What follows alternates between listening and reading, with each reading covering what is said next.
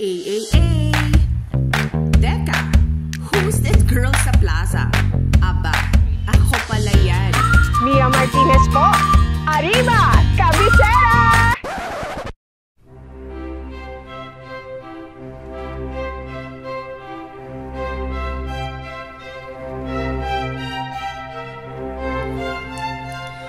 Isang espesyal na episode ang handog natin sa inyo mga kabesti. Dahil, di ba? Ang sabi ng pa-intro. Of course, proud Santa Cruceño tayo tulad ng ating bisita ngayong gabi, Mayor Kuya Egay San Luis.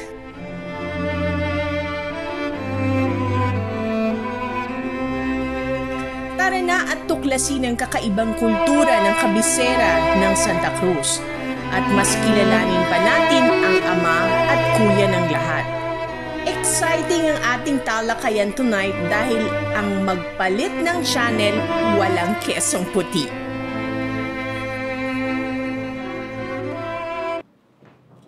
Mayor! Magandang hapon po. Naligaw ka rito sa bayan. Siyempre, bisitahin ko sa po bayan, kayo. mahal na mahal mo. Yes. Na alam kong ikaw ay babalik para maglingkod. Nandito na po ako. Thank you po. Kamusta na? Okay naman po. Okay, so... Okay. Looking good, Mayor. Maraming salamat. Nakakatuwa at it's good to be back. You're looking good, ha? Thank you, Mia. Basta ikaw ang nandito. Laging looking good ako. At ang bayan ng Santa Cruz. Yes, I'm very excited on this interview. Talagang, the best ka talaga. Salamat po. Salamat. Ay. Papirma ka muna. Ito, trabaho muna. Okay. Talagang Oo. kahit may interview tayo, talagang trabaho pa rin, no? Yes. So, Mayor Egay San Luis ng Bayan ng Santa Cruz. At your service. Thank you. Thank you po sa oras na ibinilaan niyo po sa ating show na The Best yan. Of course, ako ang may dito. The pleasure is mine. Thank you. Okay. So let's go straight to the point. At talagang inaabangan ho to ng ating mga manonood ngayong gabi. Your father is a living legend in the political landscape of Laguna. At siya po ang tinaguriang batong buhay ng Laguna. For almost 33 years. More than 33 years. More than 33. He was the longest serving governor of the province, no? Growing up, paano niyo po na-shape ang inyong perception at viewpoint sa politika? Well, actually, nung ako'y nagkaisip, governor ng father ko. So, laging maraming tao sa bahay namin dito sa tabi ng munisipyo. Open lagi yan. Pag gising pa lang namin ng umaga, punong-puno na from all walks of life, sa iba't ibang party ng Laguna. At mismo ako noon, I was only in, I think, grade 1. Wow! Ako mismo sa mga tao, kumain na po ba kayo? Nagagahan na kayo? Ano pong kailangan nyo? Ano pong mapaglilingkod? Na-train kami ng ganon. So talagang bata pa pala kayo, yes, no? So dala na namin yun. At hanggang ngayon, nadala ko yun na kahit anong problema, maliit man o malaki, pinipilit namin magawan ng solusyon. Kasi gano'n na naging ugali ng aking ama. Training ng father niyo. Alam niyo, Mayor, gusto ko rin masabi sa ating mga manonood. Ako po ay produkto ng Gawad San Luis Incorporada. At isa po ako sa napili bilang natatanging kabataan ng lalawigan ng Laguna. At talaga pong doon po ay nakilala namin at mas malalim po naming naunawaan ang talagang style ng pamamahala ng inyong ama. Kaya't gusto ko rin pong masabi sa show na ito na isa pong malaking contribution sa akin pong kabataan ay talagang naging inspired po ako sa pamamahala ng inyong tatay. At sa totoo lang po, sa ulo ko po yung kanyang dekalogo ng pamamahala. So, talagang mula bata pa pala kayo, exposed na ho kayo talaga sa serbisyo publiko. Isang iniwan talaga ng aking ama na hanggang ngayon ay dala-dala namin. Dala ko. Kasi ako na lang ang natitirang naging politiko at lingkod bayan. yung serbisyo publiko at ang negosyo, hindi pwedeng pagsamahin. Wow! Yan ang kabiling-biling ng father ko. Kaya, noon ako naging negosyante, hindi ako pumasok sa anumang negosyo sa lalawigan ng Laguna. Yan ang maipagmamalaki ng aming pamilya. Dahil ang sabi ng tatay ko, serbisyo publiko at negosyo kailanman hindi pwede magsama. Dahil masisilaw ang isang nagsisilbi sa bayan, naglilingkod sa bayan, kung merong interes na personal siya sa kanyang posisyon. Talagang, you cannot serve two masters. Tama. Sabi nga ng tatay ko, kislap ng salapi against sa pagmamahal at tunay na pagsiservisyo sa bayan. Yun. Wow, bihira ako makarinig ng ganong politiko, Mia, ngayon, may pagmamalaki ko yan. Kahit sa bayan ng Santa Cruz, for 5 years, hindi kami nagtayo ng anumang negosyo rito sa bayan ng Santa Cruz. So talagang walang literal na conflict of interest sa inyong pamamahala. Yes, kasi That's very mako-compromise ka eh. True. Di ba? So, yun ang minsan hindi na maintindihan ng ating mga kababayan. Di ba? Malalim yan. Pero ako, bilang iniwan sa aming ng tatay ko yan, na pamana, sinunod namin. So malaking aaral din ho ito sa ating mga namumuno, na talagang hindi mo kayang pagsabayan tong dalawang bagay na to. At ramdam ko na hindi ka nagnenegosyo, whatever. Talagang serbisyo lang para sa tao ang inyong hangad. Doon sa oras na pumasok na ako sa politika, inalis ko na lahat yung negosyo. Ang negosyo namin ngayon, sabi nga ng kapatid ko, ni Boy San Luis, negosyo natin ay yung serbisyo sa bayan. Sa tao. At sa bayan. Well, Mia, if I may add, tingnan natin ang history ng Pilipinas. Ayoko magsalita kung ano. But the past presidents, the past administration ng ating bansa, naka-experience ng naghalo ang negosyo at personal interest politiko. sa, hindi politika, sa public service. Public service.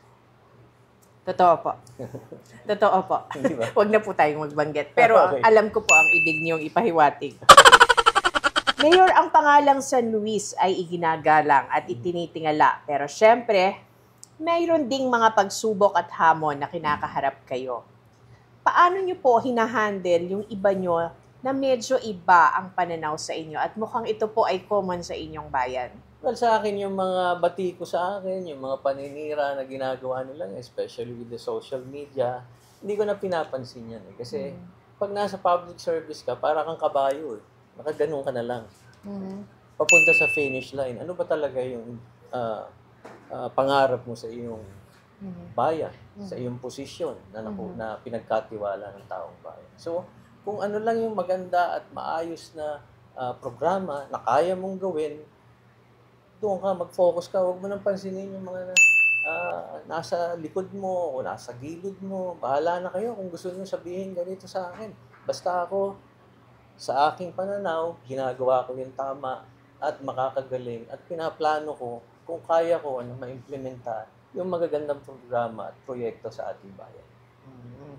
So, huwag mo na lang silang pansinin. Hindi na, kasi That's good. it's a waste of True. time and energy True. na sasabihin mo, gagawa ka ng paraan, siraan mo ang isang politiko. Yun ang dapat mawala sa atin. Dapat, mag-aksaya tayo ng panahon sa makakagaling at makakapagbago, maihahanda ang ating bayan sa kinabukasan. Ang daming hamon na darating. Environment, ang ating negosyo, ang ating political system, di ba? Ang ating ekonomiya, di ba? Yung problema ng West Philippine Sea. Dito lang sa Santa Cruz, very local. Katulad ng palengke, kailangan natin talagang pagkaisahan yan. Ako nga, nangangarap na one of these days ang aking mga political rivals o kaming mga magkakaiba ng kulay ay magkasama-sama at ipaayos namin ang dapat ayusin sa ating mahal na bayan sa Santa Cruz. Yun ang akin talaga. Kaya lang, ang politika ay isang kasangkapan para magkaroon ng tamang leader, pero nakakasira din sa mga programa at proyekto na dapat na ipatutupad ng mga nakaupo sa ating bayan. Yeah. Salamat. Prior to being a mayor, you serve as the 4th District Representative as well. Ano po yung pagkakaiba at pagkakatulad ng working in the admin and legislative sector of the government sa ngayon? Kitang-kita mo na kaagad pag executive, iba eh. Lahat ng problema, maliit man o malaki, personal man o hindi personal yan, sa'yo lahat. Sa'yo, parang ano yan eh. So, sa legislative naman, ang anuhin mo dyan eh, makapaghanap ka ng mga batas na dapat ay tutugma o sasagot sa hamon ng panahon. Diba? At the same time, ma-review mo naman ang lahat ng mga batas na hindi na dapat pinatutupad at mabago mo yun, maamyendahan. Meron akong sinasabi dyan which is now being done in Congress and in other legislative bodies. Yung katulad dito sa Santa Cruz, yung codification lang ng lahat ng ordinances in line with the national laws. Kailangan yan. Katulad ng PPP. Why do we have to pass an ordinance regarding public-private partnership? Meron na. Kung meron ng may RA, existing diba? na. Meron na ang PPP Center. Meron na ang local government. And then, we still have to pass local legislation for the particular PPP. So, isa yan sa nakaka-hamper o nakakapigil ng pag-unlad ng isang bayan. So, ako, talagang dapat dito, sinusulong ko yun, magkaroon ng codification ng lahat. Actually, mas madali ho yun kung tutusin kasi andyan na siya, existing na siya, hindi mo na kailangan mag-create. Tsaka waste of time, I think, pag inulit mo pa ulit, kung meron na naman ho tayo mga previous references, di ba? So, ayun. Yan ang pagkakaiba. Ano? Kamusta po ang bayan ng Santa Cruz bago kayo naging mayor? Sa pagbabalik ng The Best yan, tuloy ang kwentuhan when we return. Trivia tayo ngayon mga kabesti. Alam ba ninyo na mayroong isang bayani na nakalibing sa bayan ng Santa Cruz? Kilala ba ninyo kung sino? Stay tuned sa aming pagbabalik. Hello mga kabesti, ito po si Kuya Migs, ang inyong correspondent para sa Hanong Ganap. Nitong nagdaang Martes, August 27, naging keynote speaker ang ating straightforward Queen of Talk na si Mia Martinez sa selebrasyon ng Linggo ng Kabataan na ginanap sa kanyang hometown sa Santa Cruz, Laguna.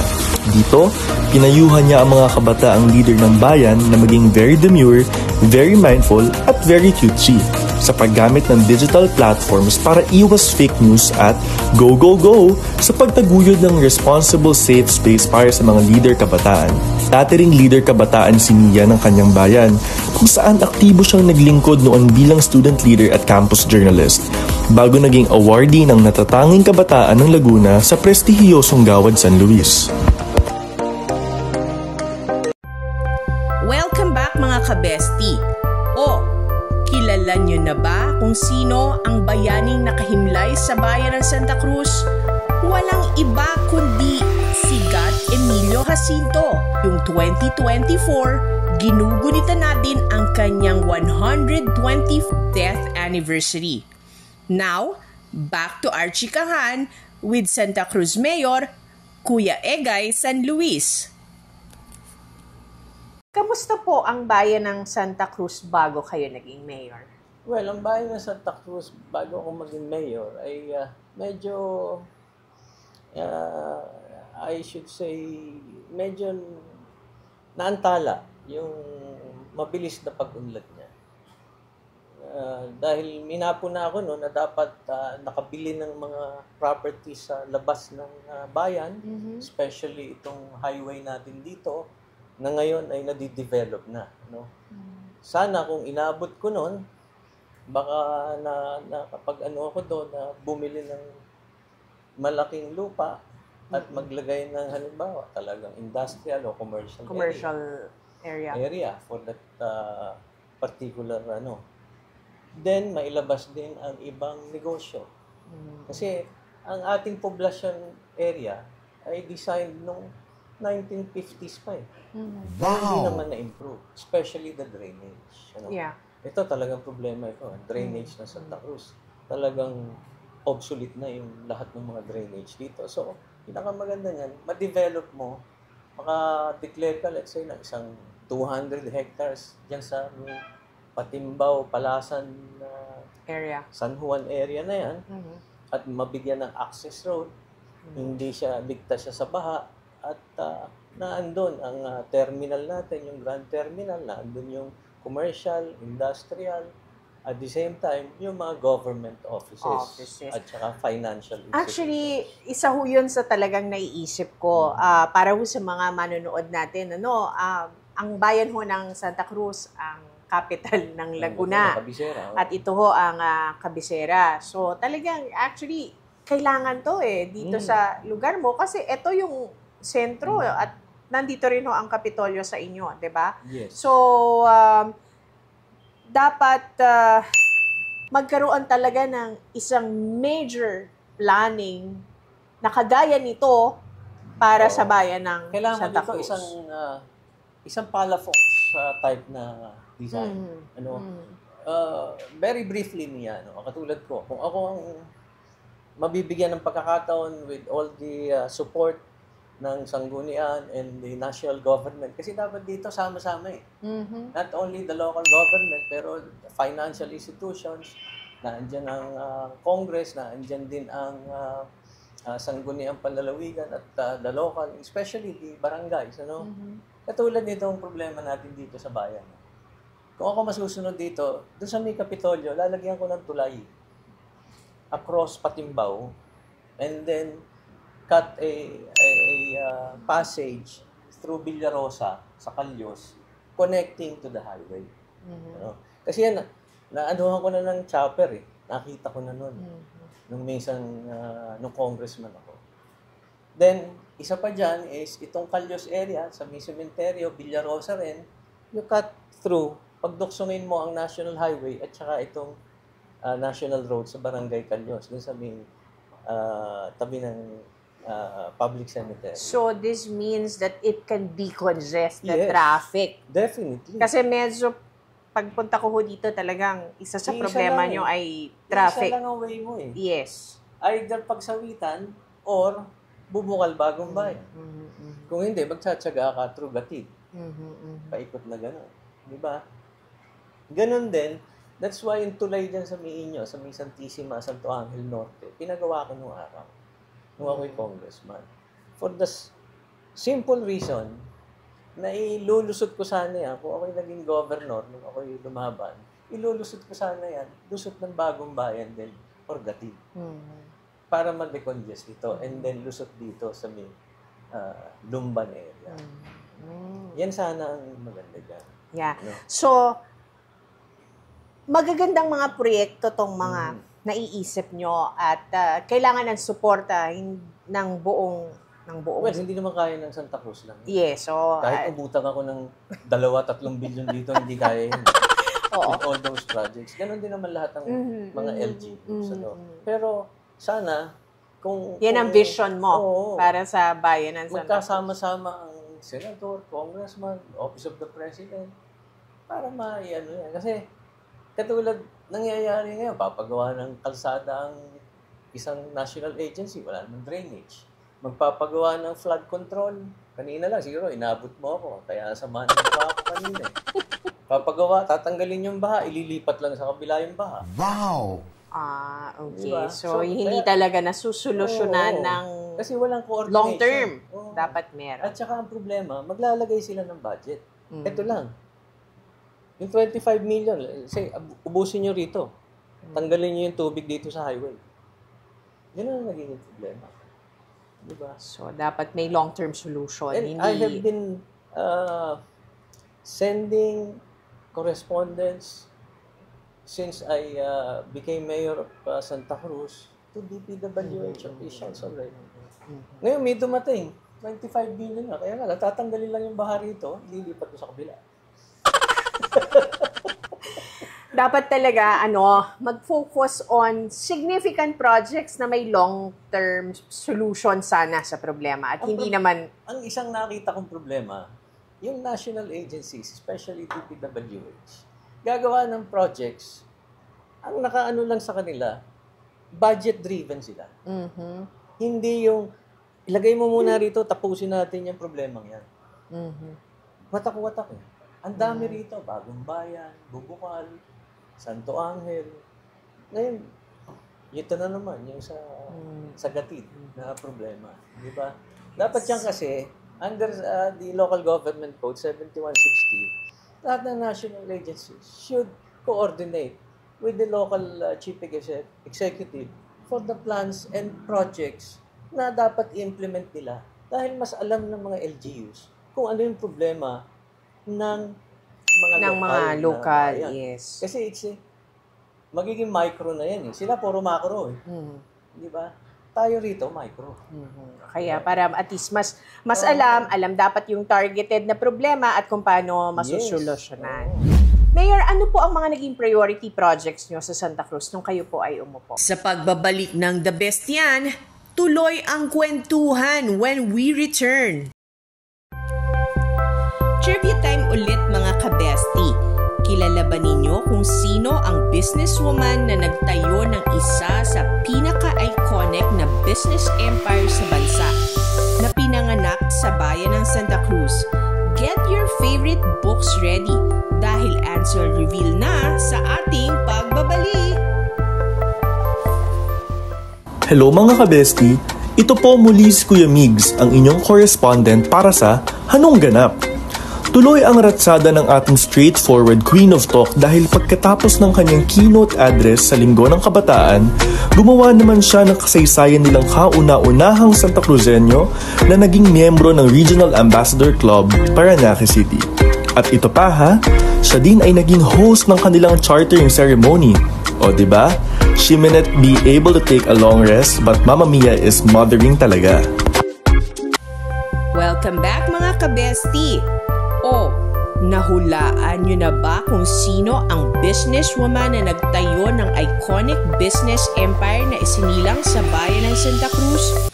Walang iba kundi si Nanay Socorro Cancio Ramos na ipinanganak noong September 23, 1923. Now, more chikahan with Santa Cruz, Laguna Mayor, Kuya Egay San Luis. Mayor, ano po ang mga naging priority projects nyo sa Santa Cruz nung kayo po ay umupo? Nung umupo ako, ang priority ko talaga dito, yung palengke. Wow! Palengke. Now, nakakalungkot lang na inabot ng pandemic, dapat sana na ipagawa na natin yan. So, yung pera na nakalaan para sa palengke, pagre-rehab ng palengke, na initially we appropriated 57 million noon, nung pag-upo ko noon, ay na-divert sa COVID prevention. Then, after that, ang isang nakakawala sa atin dito was the offer of SM Palengke. Yun, sayang yun. Yung SM Palengke, they offered to construct 4-story building. Diyan sa ating palengke. Kasi 2 hectares ang palengke. And then, the ground floor will be the property of under the management of the municipal government, tayo sisingil doon. Walang matatanggal na manininda. Pagagandihan nila yan, like Dasmariñas, yung SM Palengke. Then the second floor, third floor, lagyan nila ng mga kung ano yan, even national government agencies, NBI, passporting, mga ganon, SSS, GSIS, ilalagay nila. And then the deck will be a 550 parking slots. 550 vehicles. Unfortunately, it's a joint venture. So, doon pumasok yung PPP. When I inquired about the PPP, walang ordinansa ang Santa Cruz. So, immediately, upon the advice of my legal counsel, sabi niya, file na natin endorse natin ng PPP. So, sinabi ko sa nagpunta rito kasi walk-in sila eh. Hindi naman namin sinulisit eh. Yung pala, napag-aralan na nila. Right after the pandemic, that was August 2020, they offered a 1.2 billion project for that palengke. SM Palengke, hindi department store. Yeah. I want to be clear about that. I'm familiar. Nakita ko po yan sa Dasma. Dasmariñas. Apo. SM Palengke, SM Department Store, magkaiba po yan. Apo. So, naandyan yung unsolicited proposal nila na kailangan ng PPP, Public-Private Partnership Ordinance of Santa Cruz. And I was surprised to find out that there was none. So, nakiusap ako sa Sangguniang. Ay, inabot ng almost 1 year bago nila ipinasa. So, sabi ng Sumart sa akin, very professional naman na kailangan natin pareho ito, makikinabang ang Santa Cruz, hindi na ipasa. So, lumipat sa pagsanghan. Okay. 1.2 billion ang investment nila initially. With that money, siguro kung natuloy yun, buo ang SM Palengke, pwede natin ipagmalaki, pwede na rin tayo maging city. Dahil sa laki ng income na ipapasok. At saka yung opportunity, employment, and other income na pwedeng pumasok. Okay. So ano pa po, bukod po dito sa naantalang proyekto na dapat ay maisakatuparan, ngunit nagkaroon po tayo ng pagkukulang sa oras at wala pong ordinansa nga dito sa inyo pong proposal na Pamilihang Bayan. Ano pa po ang mga naging priority projects nyo na makakatulong sa bayan ng Santa Cruz? Sa pagbabalik ng The Best yan, tuloy ang kwentuhan when we return. Trivia time mga kabesti. Sino ang award-winning at napakagandang mestisang aktres na isinilang sa Santa Cruz, Laguna? Abot kamay na ninyo ang kambal na sagot, kaya walang lilipat. We'll be right back.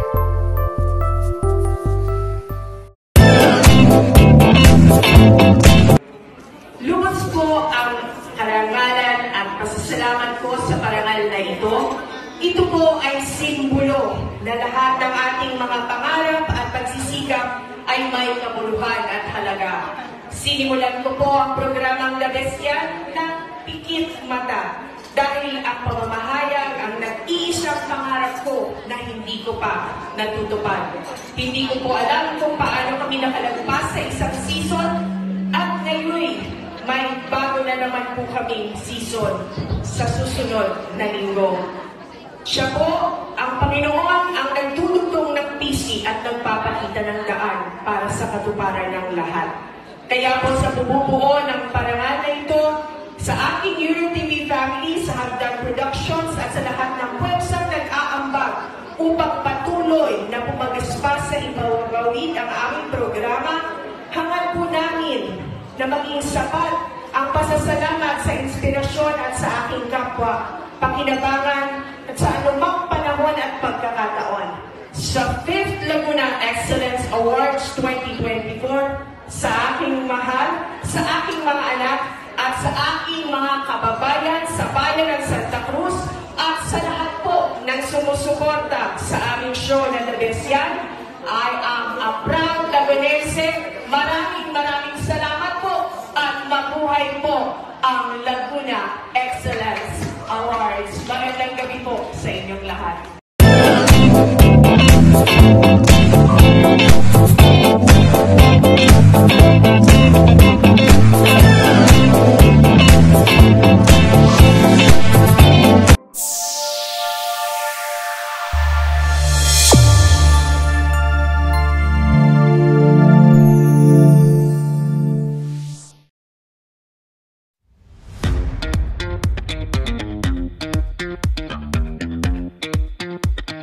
We have been in the salon industry for 24 years. We were established last December 2000. It was co-founded by Mr. Ten. The list of our services that we offer here, we have haircut, hair color, highlight, hair treatment, massage, waxing, facial, manicure, pedicure, foot spa, everything. We are located at the ground floor of Hoya Towers, Rockwell Center, Makati City. We take your hair as our priority and we want to make sure that when you go out the salon, you'll be beautiful and happy. Again, this is Emphasis Salon.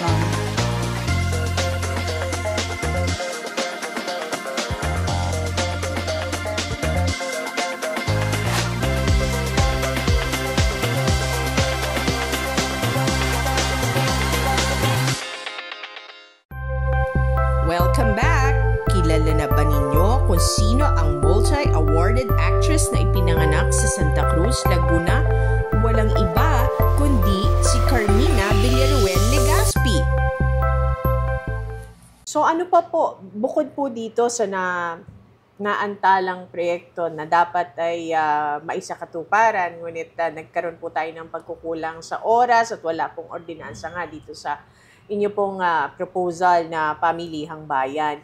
Ano pa po ang mga naging priority projects nyo na makakatulong sa bayan ng Santa Cruz at sa mas nakakarami nyo pa pong isang nakita ko noon kasi ay we still have more than 1,000 hectares of rice land. So, maliit lang ang Santa Cruz, 3,500 hectares. Pero nagulat ako noon, almost 1/3 of the total area of Santa Cruz is rice land pala. And we have about 950 farmers, strong, yung association nila. So, naisip ko na magtayo ng isang rice processing center. Ito, may akong tulong sa PhilMec, DA, at saka sa provincial government. So, natuloy naman yon. We were able to establish the rice processing center. Wow! Na kaya niyang gumiling ng 80 kabans of palay a day. So, ang plano ko rito, ito ay ibibigay ko sa mga farmers na yung 900 farmers natin para makabawas sa presyo ng bigas dito sa Santa Cruz. Ito'y binigay ng DA at saka PhilMec. Existing na po ito. Existing na, nandiyan sa Bagong Bayan. And sana, kung mapapasyalan nyo, makunan nyo lang ng isang video na tumatakbo na ngayon. So, pero ito, in the process pa lang ng pag-turnover sa mga farmers. Okay. So ngayon, medyo subsidized pa rin ng munisipyo. So nakita niyo yung need ng mga farmer, malaki ho kabawasan na talagang dito ho ipoproseso yung pag ano ba yun? Parang paggiling ng palay. Yeah. Oo, malaking bagay ho yun. 80 tons pala, sorry. Hindi lang 80 kabans. 80 tons? Oo, yun ang capacity. Malaki yun. So, baka nga hindi lang taga Santa Cruz ang pwedeng magpagiling doon. Yun ang target doon. Okay. Pero para sa mga kababayan po muna natin. Malaki talaga yung rice processing na yun. Then, other projects, of course, yung ating electronic, yung payment system, yung wala na kayong paperless na. Ayan, medyo nagsimula na tayo dyan. Makaka 75 to 80% na. Ganun din, we have established a command center. Nakita ko ho, medyo high-tech ang inyong command center dito. A lot of crimes were solved already. Because of that. Tsaka itong plaza, kita mo, pinagaganda natin. Yeah. And hopefully, by Christmas, meron tayong lighting na maganda dyan. Nakikipag-usap ako, kaya mahal. Magagawa niyo yan ang paraan. And then, of course, noong COVID, we were able to establish a COVID isolation facility, and I want to convert it into a drug rehabilitation center sa Hasaan. Malaki yun. That's a 16-room COVID isolation center na plano namin i-convert sa drug rehabilitation na pwede rin mag-cater sa ibang bayan. Okay. Akala ko. So, pwede rin open tayo sa ibang bayan. Beside that, meron din tayo dong home for the aged. Isang dyan is minsan nakakakita ako ng nagkalat na matanda, dinadala natin doon. And ang isang vision ko doon, pag halimbawa tayo, pagtanda natin, Mia, pwede tayong dalhin muna doon ng ating mga anak, mga apo, tapos dadaanan tayo doon pag uwi nila from work. Kasi maganda yung Hasaan eh. Very conducive sa bukid pa yun. Yeah. Interesting. Maraming projects dito na pinipilit namin na magawa kahit medyo tali ang aming mga kamay. Di bale. Magagawa mo yan, Mayor. Naging Vice President po pala kayo ng RPN9 at Sa pagbabalik ng The Best yan, tuloy ang kwentuhan when we return. Trivia time tayo mga kabesti. Sino ang isa sa pinakaunang babaeng henerala sa ating kasaysayan na ipinanganak din sa bayan ng Santa Cruz? Ilalaban natin ang lakas ng kababaihan sa answer reveal when we return. so kasama po natin ngayon dito si Mayor Egay sa kanyang biyaheng Egay sa Tito at Kasiyahan sa Barangay Santissima Cruz. Mayor, ito ba ang paraan mo para abutin yung mga kababayan nating nasa grassroots? Nabigyan sila ng konting kasiyahan kahit sa ganitong paraan. Isa lamang ito sa mga paraan natin para makababa tayo sa ating mga kababayan. So, mga serbisyo ng munisipyo, binababa namin dito, medical, sa LCR, yung mga birth certificate, marriage certificate, at pati yung mga programa ng agriculture at iba pang programa ng munisipyo.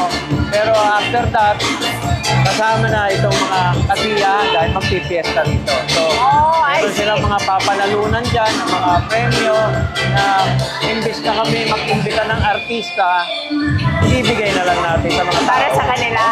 So, ang maganda rito, kayo na yung pupunta sa barangay para iabot yung mga serbisyo. Hindi na nila kailangan pumunta sa munisipyo at sa iba-ibang opisina. The best. So, pinapadali niya yung proseso para sa kanila. It's really one of the best practice na nakita ko talaga dito sa bayan ng Santa Cruz. And I hope maging benchmark to sa iba pang mga bayan na sila yung lumapit sa tao para ibigay yung tulong, no? Emphasize ko lang kasi pag fiesta, hihingi ng kung ano, banda, musiko, entertainment. So, pamigay na natin sa tao. Di ba? Pamamagitan ng palaro at saka. Actually, bukas meron pa kaming palarong Pinoy. Meron pa rin. Palo-sebo, abulan ng biig. Okay, yung mga traditional na laro sa fiesta nung araw, ano. So, yun po. Maraming salamat at napaulakan niyo po kami makasama dito sa event nyo. Ano po huling mensahe nyo sa ating mga manonood? Lagi lang po kayo manood. Miss Mia, siya ang the best ng bayan ng Santa Cruz. Thank you! Thank you, Mayor! Welcome back mga kabesti! Nakapag-research na ba kayo kung sino ang isa sa pinakaunang babaeng henerala sa ating kasaysayan mula sa Santa Cruz? Ang sagot, nasa plaza mismo. Siya si Generala Agueda Cahabagan, ang tinaguriang Tagalog Joan of Arc. Maiba naman ho tayo at mukhang interesting itong na-research ng aking direktor. Naging Vice President po pala kayo ng RPN9 at nag-show... Ay, President ba? Ay, President pala. Nako, direct. Presidente pala. At nag-showbiz din pala kayo, Mayor. No. Mukhang ngayon ko lang to nalaman, Ay, matagal na yun. Hindi pa kayo pinapanganak. 1970s. So, totoo to. Nag-showbiz ka. Hindi naman showbiz, pero nag-try ako. Pero alam mo ko, hindi ako masyadong magaling umarte. Diba? Kaya napapatawa ako pagka inaano ako ni Ading Fernando nung sa Chicks to Chicks. So, nasa Chicks to Chicks ho kayo? Oo, dahil nasa Channel 13 ako nung I see. So, talagang, kaya naman pala, may pagka-artistahin naman ho talaga ang inyong feature, Mayor. Kaya hindi ako magtataka na talaga pati pala ang showbiz ay napasok nyo ho nung araw. Pero talagang matagal ako sa TV. I spent 28 years in television. 28? As sales executive practitioner. Then I handled also. I was the first one who produced the Olympics in 1988, the Seoul Olympics. I was with Channel 4. Noon, with Dodi Lincauco and other... Kayo ho ang nagpalabas noon. Very interesting. Yun. The first comprehensive Olympic coverage of the Olympics in Seoul, Korea. Tayo, Mayor. This is very interesting. As a family man, kamusta po ang Tatay Egay San Luis? At ano po? Medyo malalaki na po ang anak nyo na nakakapag-banding pa po ba kayo? Oo naman. Every Sunday, available sila, ay nagkikita-kita kami at magla-lunch or dinner. May apo na ho ba kayo? Oo, may apo na ako. 26 years old na yung panganay kong apo. 5 na yung apo ko. Malalaki na rin ho pala. So, nagkakasama may time pa naman ho kayo in spite of your busy schedule. Of course naman. Kailangan may oras lahat sa pamilya. Ang maganda dyan, kasi maaga akong nag-asawa eh. At 21, na kinasal na kami ng wife ko. So, maaga yung aming mga anak. No? So,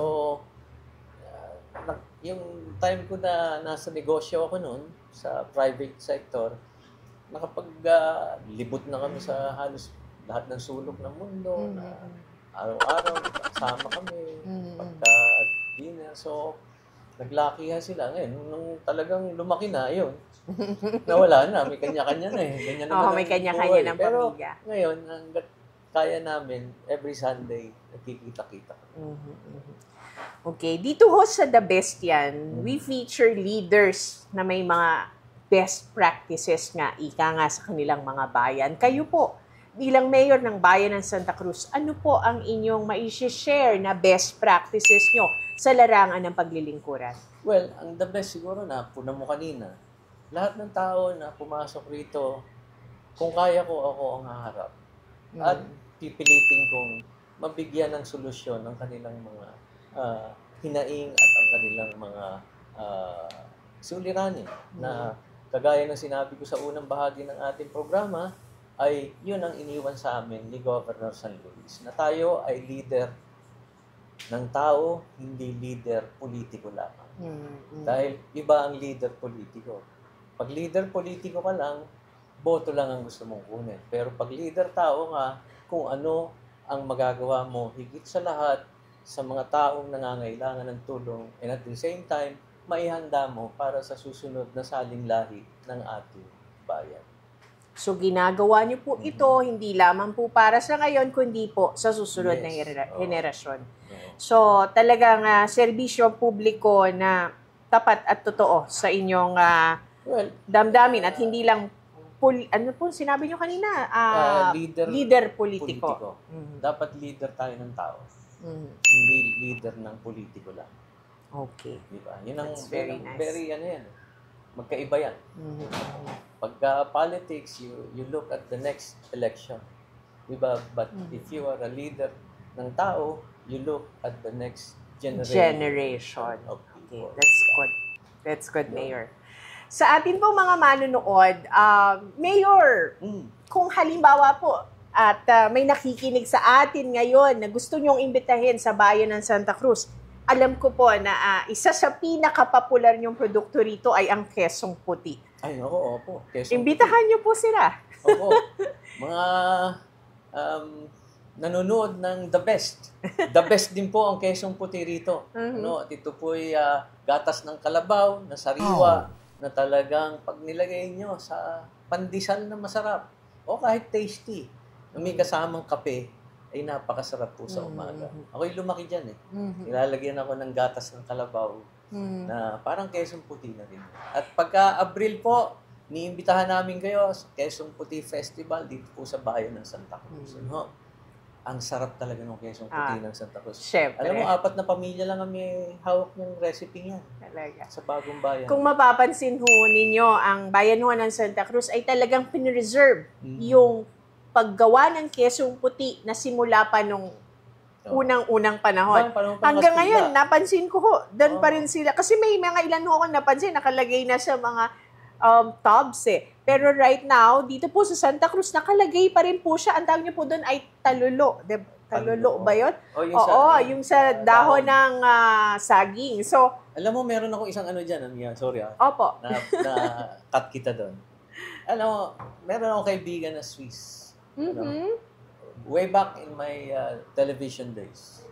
Pinatikim ko siya rito, nag-jet ski kami dyan sa Kaliraya. Swiss ano siya, German. Pinatikim ko nun.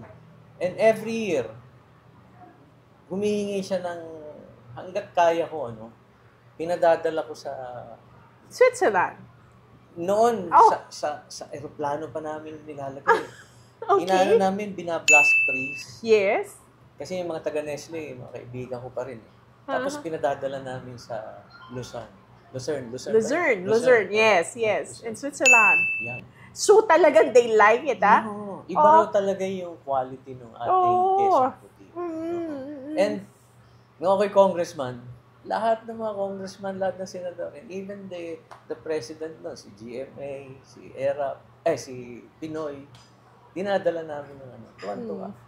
So, yun hong original na kesong puti, pag bumisita ho kayo, ng lalawigan ng Laguna at napadaan kayo sa bayan ng Santa Cruz, you really have to try that. Kasi talagang original recipe pa siya nung araw. May nakita ako, may na-discover ako dyan. Opo. Yung kesong puti, kasi makapal yan eh. Itong kalaki, no?